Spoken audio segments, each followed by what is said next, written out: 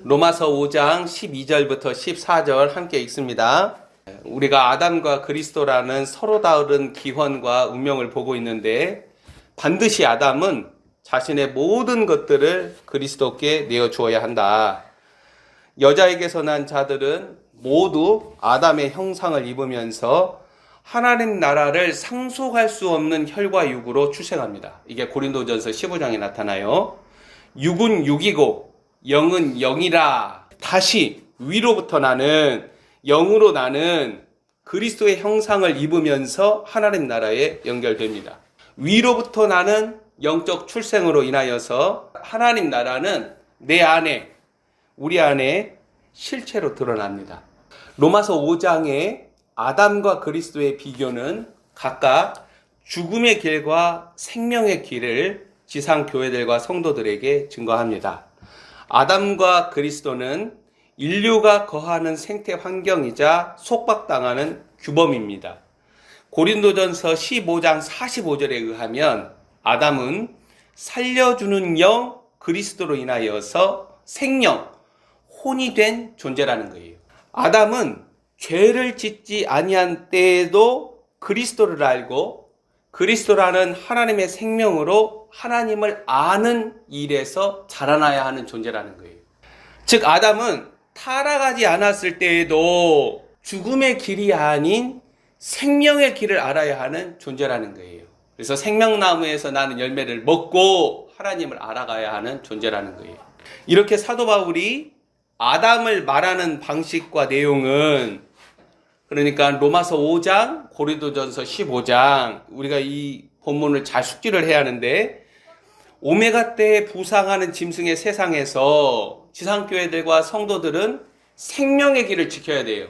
지상교회들과 성도들이 자신 안에 아담, 자신 안에 거하는 죄를 죽이는 실체적 가이드라인이기 때문에 사도 바울이 로마서 5장과 고린도전서 15장에 아담과 그리스도를 각각 말하는 방식을 바르게 알고 있어야 한다는 거예요. 아담의 형상과 그리스도 형상 사이에서 분투하는 그리스도인은 자신 안에 아담의 형상, 아담의 열매를 반드시 배설물처럼 내어버려야 합니다. 아담은 창세기 3장 시작부터 마귀, 사탄과 연대하면서 하나님을 향해 자기 주장 의지, 자기 구원 의지로 반역과 불순종을 드러냈습니다. 죄와 사망으로 하나님을 향해서 자기 주장 의지, 자기 구원 의지를 드러내는 아담이기 때문에 앞에 뭐가 붙어요? 죄가 붙고 뒤에 뭐가 붙어요? 사망이 붙어요. 자, 이렇게 아담은 죄와 사망으로 죽음의 길을 열어놓고 마귀와 연대해서 하나님을 반역합니다. 이러한 아담적 생태 환경에서 출생하는 아담들, 여러분과 저, 이 사람들은 죽은 자에 불과하며 생명, 살아남, 구원이 필요한 자들에 불과하다라는 거예요. 그래서 하나님 앞에서 죽은 자들은 항상 살아있는 자의 생명으로 살아나는 게 뭐예요? 구원이라는 거예요. 아담의 생명은 세상, 유대교, 기독교로 이어지면서 오메가 때에, 이 마지막 때에 죽음과 멸망을 끌어당깁니다. 아담의 생명은 종교적인 열심, 종교적인 정성, 혼의 생명이 낳는 경건의 모양으로 하나님을 향해 열심내는 거예요. 누구처럼? 구약의 이스라엘처럼. 그래서 마귀와 죽음의 세력을 이기지 못하며 맨 나중에 멸망받을 사망의 운명으로 귀결이 됩니다.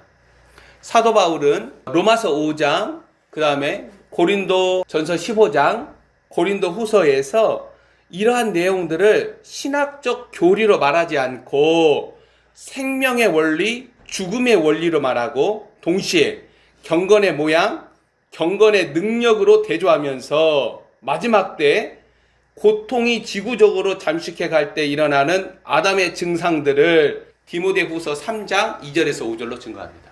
오메가 때는 하나님을 향하여서 공적 신앙 고백을 하는 성도들이 자신 안에 여전히 살아있는 죄 죽이기와 분투하면서 그렇게 죽지 않고 살아있는 아담이 끌어오는 마귀와의 전쟁을 치릅니다.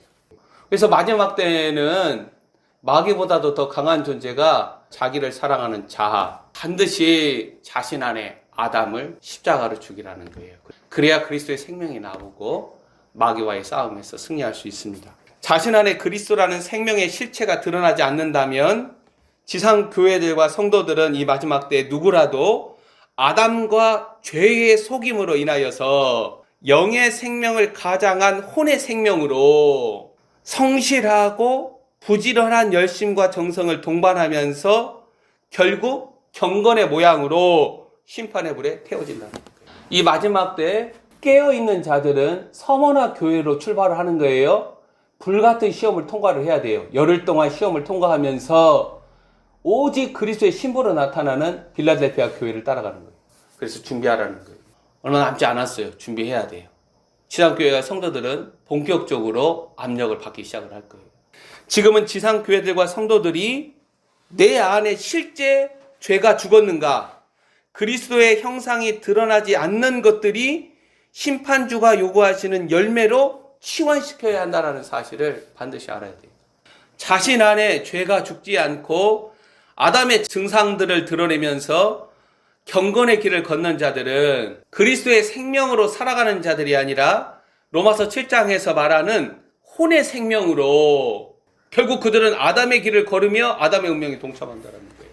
내 안에 살아있는 아담을 죽이지 못하면 신부단장 한 걸음도 못 뛰어요. 아담, 죽은 자들은 요한계시록 1장이 증거하는 바 살아있는 자, 항상 살아있는 자, 하나님의 아들 그리스도로 인하여서 새로운 피조물이 됩니다. 주님이 자신의 생명을 내 안에 불어넣어줘야 돼요. 그리스도로 인해서 살아난 사람은 이전에 아담의 형상이나 아담이 낳은 증상들이나 아담의 길을 걸을 수 없어요. 그래서 그리스도의 생명이 있는 자들은 십자가의 길을 가는 거예요. 그리스도로 인해서 살아난 사람은 그리스도가 낳은 증상들과 형상 그리고 신적 본성이라는 열매가 새겨집니다. 갈라디아에서 성령의 열매, 고린도전서에서 사랑은 언제나 오래 참고, 내가 만들어내는 사랑이 아니라 그리스도가 우리 안에서 낳는 사랑, 그리스도가 내 안에서 자신의 본성을 드러내는 실체, 그걸 준비하라는 거예요. 그걸 회개하라. 회개에 합당한 열매를 준비하라. 23년도에 우리 할렐루야 영광교회는 오직 그거 하나 해야 돼요.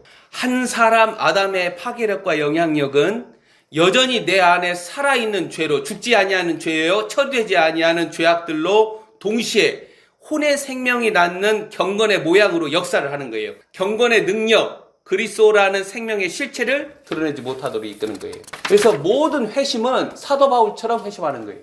갈라디아서 1장 16절, 그리스도가 내 안에, 하나님께서 그리스도를 내 속에 밝히 드러내시는 그 계시적 경험 사건으로 회심하는 거예요. 로마서 5장 14절에서 사도 바울은 아담의 길을, 아담의 운명을 사망으로 규정하고 아담은 오실자의 모형으로 항상 살아있는 자 그리스도에게 자리를 내어줍니다.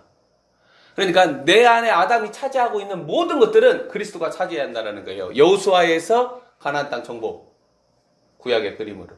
범죄, 정죄, 심판을 몰고 있는 아담의 길을 떠나는 일이 구원이라는 거예요. 아담의 길은 여전히 혼의 생명이 낳은 경건의 모양으로 지상교회와 성도들에게 주인 노릇합니다. 이게 거짓된 안도감이에요. 이게 유사구원, 짝퉁구원이에요. 그래서 사도 바울은 본문 15절 이하를 쭉 보면 아담과 의의 통치로 나타나는 그리스도의 길을 로마서 6장에서 뭐라고 말을 해요? 그리스도와 함께 죽고 함께 산다로 다시 설명하는 거예요. 구원과 생명과 의의 통치로 나타나는 그리스도의 길이 로마서 6장에서 십자가에서 죽고 사는 비밀로 강조됩니다. 자, 아담은 옛사람이자 죽은 자라는 거예요. 그리스도라는 생명이 거하는 새로운 피조물 안에 살아나는 죄, 아담의 길, 혼의 생명, 경건의 모양은 반드시 지상교회들과 성도들 안에서 하나님 앞에서 죽은 자라는 증거로 확인되어야 한다는 거예요. 왜 그래요? 약속의 씨가 우리 안에 들어와도 그 씨가 미비하게 자라나잖아요. 보잘것없이 자라나잖아요. 무엇이 강해요? 혼의 생명이 강해요. 영의 생명이 강한 게 아니라. 그래서 이 속이 어두운 거죠. 어두우니까 거기서 뭐가 나타나요? 거짓과 미혹과 속임의 역사에 휘둘리고 거기서 무너지는 거예요. 이 속이 어두우니까 하나님의 사람을 통해서 증거되는 증거를 거부를 해요. 그리스도라는 생명의 실체나 그리스도의 신적 본성이라는 열매가 드러나지 않는다면 여전히 아담, 혼의 생명이 자신 안에 역사하고 있다는 거예요. 짐승의 세상이 되어가는 오늘날 아담과 그리스도라는 서로 다른 기현과 그로 인해 전혀 다른 결말은 영생을 사모하는 자들에게 아무리 강조해도 지나침이 없습니다. 알파와 오메가이신 그리스도라는 하나님의 생명은 이러한 아담의 길과 대척점에 있으며 아담의 길이 낳는 경건의 모양으로 나타나지 않습니다. 그리스도의 성품, 성령의 열매들로 나타난다는 거예요. 그래서 영생에 이르기를 사모하는 자들은 자신 안에 일어나는 아담의 증상들을 방치하거나 용인하지 않습니다. 마지막 때 아담의 길은 아담을 머리로 시작한 인간형들을 지구적으로 낳는 거예요. 사도 바울은 단순하게 아담과 그리스도라는 서로 다른 기원과 운명만을 말하지 않고 그리스도라는 생명이 자신 안에 드러나는 십자가의 비밀을 증거합니다. 그는 지상 교회들과 성도들에게서 일어나는 아담의 증상들 디모데후서 3장 2절에서 5절로 증거하고 그리스도라는 생명의 실체로서 다시 살아나는 부활을 고린도전서 15장에서 언급한다는 거예요. 우리는 믿음의 시작점으로 이신칭의에서 아담과 그리스도를 만나고 그리고 끝으로 부활, 몸의 부활에서 아담의 길, 운명을 다시 만난다는 거예요. 자, 만약 우리 안에 아담, 혼의 생명, 여전히 살아있는 죄, 경건의 모양을 알지 못한다면 지상교회와 성도들은 그리스도라는 하나님의 생명을 알지 못하는 거예요.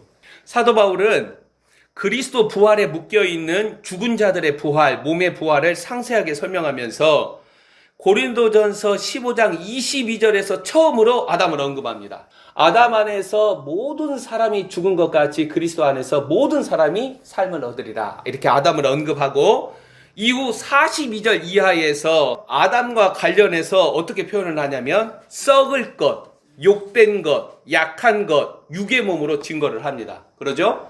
아담의 길, 혼의 생명, 내 안에 살아있는 죄, 경건의 모양은 실체로서 드러나는 생명과 부활과 무관하다는 거예요. 아담은 15장 45절에서 첫사람 아담은 살아있는 혼이며 마지막 아담은 항상 살아있는 자로 살려주는 영이라고 증거를 하는 거예요. 그래서 육은 육이고 영은 영이다. 자, 46절 봐보세요. 아담은 신령한 사람이 아니고 육의 사람이라는 거예요. 내 안에 아담이 살아있으면 안 돼요. 47절에서 아담은 땅에서 난 흙에 속한 자로 하늘 위로부터 나는 신적 출생이 필요한 자라는 거예요. 아담은 죄를 짓지 않아도 신적 출생이 필요한 자라는 말이에요. 49절에서 아담의 형상은 흙에 속한 자의 형상으로 하늘에 속한 자의 형상과 전혀 다르다라는 거예요. 사도 바울은 이러한 아담을 향해서 50절 말씀 읽어봅시다. 형제들아, 내가 이것을 말하노니 혈과 육은 하나님 나라를 이어받을 수 없고 또한 썩는 것은 썩지 아니할 것을 위협으로 받지 못한다. 하나님 나라를 상속받지 못한다라고 말을 하는 거예요. 정리합니다. 아담은 아담의 형상을 입은 자들을 향해, 우리들을 향해서 반드시 그리스도의 형상을 다시 입어야 한다라는 사실을 강조하는 장치가 뭐예요? 아담이라는 거. 나는 그리스도의 생명의 실체가 드러날 자이다. 나는 십자가라는 하나님이 마련하신 장례식에 기꺼이 들어가야 할 자다라는 거예요. 그래서 사도 바울이 나는 날마다 죽노라라고 말을 합니다. 내 자아가 죽음에 넘겨질 때마다 그리스도의 생명이 역사하는 거예요. 로마서 5장에서 아담은 죄와 사망으로 운명적으로 묶여 있어서 율법이 다스리는 권능 안에 종노릇 하면서 그리스도로 말미암아 나타나는 승리에는 가담하지 못합니다. 아담의 길은 알파 때나 오메가 때의 죽음의 길이자 하나님 나라와 무관한 운명이라는 거예요.